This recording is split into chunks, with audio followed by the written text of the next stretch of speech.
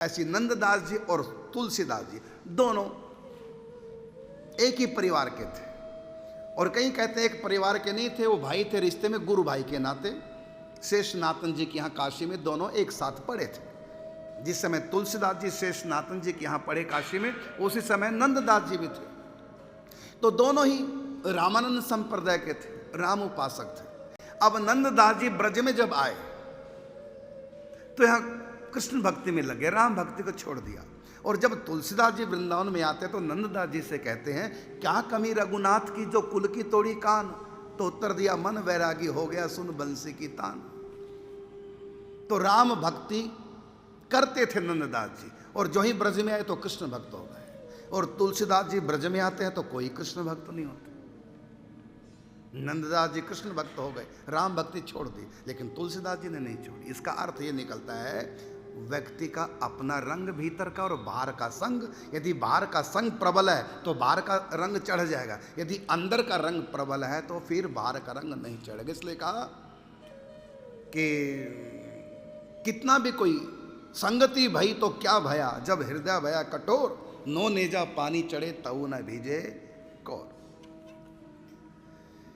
तो मेन सूत्र मैंने ये दिया कि व्यक्ति निराकारवादी, साकारवादी, आस्तिक या नास्तिक बनने में स्वतंत्र नहीं है। उसका अपना संस्कार और अपना संग।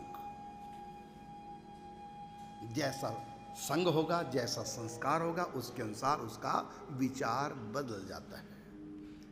हाँ, सिद्ध अवस्था में व्यक्ति एक जगह स्थिर हो जाता है।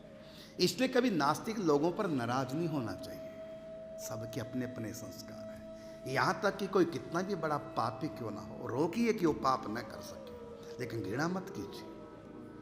अच्छा आप बताइए, कोई फिसल के गिर जाए कीचड़ में, गड्ढे में, आप उस पर क्रोध करेंगे कि दया करेंगे? उसको संभालेंगे? यदि कोई शराब पी करके गाड़ी चला रहा है, एक्सीडेंट हो गया, क्या करेंगे आप? उस पर उस समय क्रोध करेंगे कि 100 नंबर पे फोन करेंगे या उसको उठा के हॉस्पिटल ले जाएं? क्या करेंगे आप उस समय? क्या कहेंगे शराब पीता है मरने दो? क्या करेंगे आप?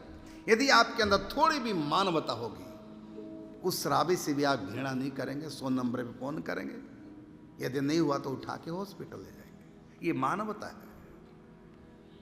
तो कभी किसी से घृणा नहीं करनी चाहिए। अरे वो पतित है भाई, पतित तो हो गया वो। यदि कोई व्यक्ति पतित हो जाए, उस पर क्रोध नहीं करते, उस पर दया करते हैं। भगवान पतित त्यागी नहीं है, बल्कि पतित पावन है। हमको भी पतित त्यागी नहीं बनना, हमको पतित ईर्ष्यालु नहीं बनना, बल्कि पतितों पर दया करनी है। कोई कितना भी व्यक्ति पतित क्यों ना हो जाए, कितना भी दुराचारी से दुराचारी क्यों ना हो जाए, कभी घृणा नहीं करनी, उस पर दया करनी।